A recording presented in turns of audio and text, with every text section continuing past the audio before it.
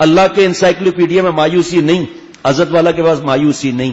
یہ جو ہر وقت سوچنا اور مایوسی اور ڈپریشن, آؤ میرے پاس. ڈپریشن کا پہلے اسپیلنگ پوچھوں گا, بتاؤ مجھے ڈپریشن کی اسپیلنگ کیا ہے, بتاؤ.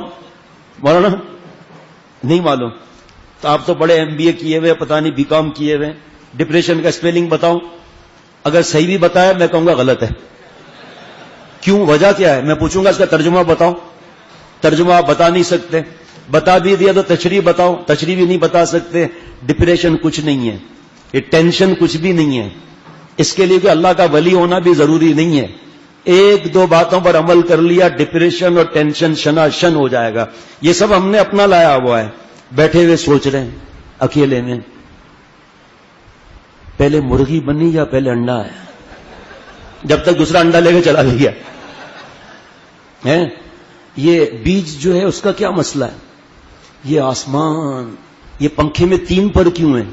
تو کتنے پر چاہیے تجھے بھائی؟ تو ایڈ کروا لے اس میں. اور ہر وقت سوچ میں ڈوبے ہوئے ہیں, میرے بعد گھر کا کیا ہوگا, اور پھر جو ہے بیوی کا کیا ہوگا, پھر یہ پنکھا ٹوٹ گیا, اگر چلتے چلتے ایک پر آ کر مجھے لگ گیا تو پھر کیا ہوگا. اب وہ پر کو دیکھے جا رہے ہیں. اب جس مسجد میں کارپیٹ ہوتے ہیں وہ کارپیٹ کو دیکھ رہے ہیں اپنی طرف سے ہی. یہ تو شیر بنا ہوا ہے, یہ دیکھو چیتا اس پہ حملہ کر رہا ہے. نماز ختم کر کے امام صاحب یہ کیا کارپیٹ لگایا, اس پہ بندر بنا ہوا ہے, شیر بنا ہوا ہے. اور بھائی بندر تو خود بن رہا ہے, وہاں کہاں سے آ گیا شیر؟ اس کو ڈپریشن کہتے ہیں. اس کو کس چیز کا ٹینشن ہے آپ مجھے بتاؤ؟ بھنڈی مہنگی ہو گئی ہے, بھنڈی مہنگی ہو گئی, مٹر مہنگے ہو گئے, ٹماٹر مہنگے ہو گئے, کھا تو سب ہے. آئے مہنگائی, ہے مہنگائی. کبھی کوئی پرندہ کوئی بھوک سے مرا ہوا دیکھا ہو تو مجھے بتا دینا دنیا میں کہیں پرندہ بھوک سے مرا ہو. ان جانوروں کو اللہ پر کتنا اعتماد ہے. اور ہم بیٹھے ہوئے ہیں کہ صاحب میں نے ڈینٹسٹ کلینک کھولی ہے اور جو آتا ہے میں اس کے سب دانت نکال دیتا ہوں. بھائی تجھے تکلیف کیا ہے سب دانت نکالتا ہے؟ بھائی سب دانت نکال کے رکھ دیا کہ اس میں جو تکلیف ہے مجھے بتاؤ میں نکالوں, تو آپ نے نکال دیا سب ہے. تو بھائی یہ صرف اس کا علاج کیا ہے ٹینشن کا, آپ کو ڈپریشن کا بتاؤں؟ بغیر فیس کے بتا رہا ہوں, اور ایسا علاج ہے کہ آپ کو خرچہ بھی نہیں کرنا پڑے گا. ڈپریشن ٹینشن کا سب سے بڑا علاج ہے تنہائی نہیں چاہیے, سوچنا نہیں چاہیے, سوچ نہیں چاہیے. تیسرا علاج ہنسنا بولنا. ہمارے پاس عید کے بعد آپ آؤ, انشاءاللہ 10 دن میں ٹینشن دور نہ ہو تو کہنا, اللہ کی رحمت سے ایسا اللہ تعالیٰ مزہ عطا فرماتے ہیں.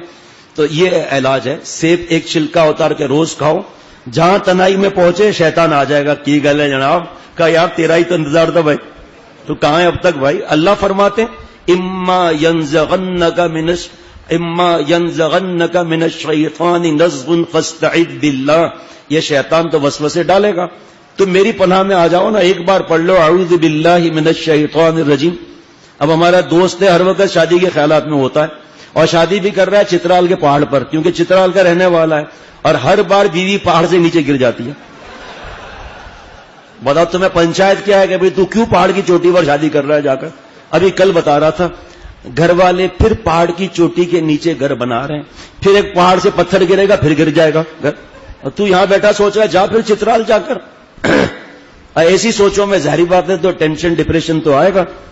اللہ تعالی سے رابطہ مضبوط ہونا چاہیے. اگر کچا بھی ہے کوئی بات نہیں, مایوس نہیں ہونا ہے, بس ہنسنا بولنا ہے, نیک دوستوں میں رہنا ہے. سوچنا نہیں ہے کہ 1 اور 1 11 کیوں ہوتے ہیں, 1 اور 1 2 کیوں نہیں ہوتے, اور اسی چکر کے اندر جا رہا ہے.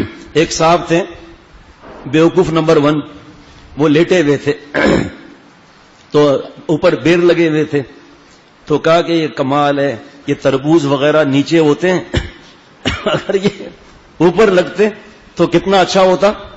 تو ایک بیر آ کر دھڑ سے سر پر لگا, آسمان کی طرف دیکھ کر کہا اچھا ہے تربوز اوپر نہیں لگا تھا.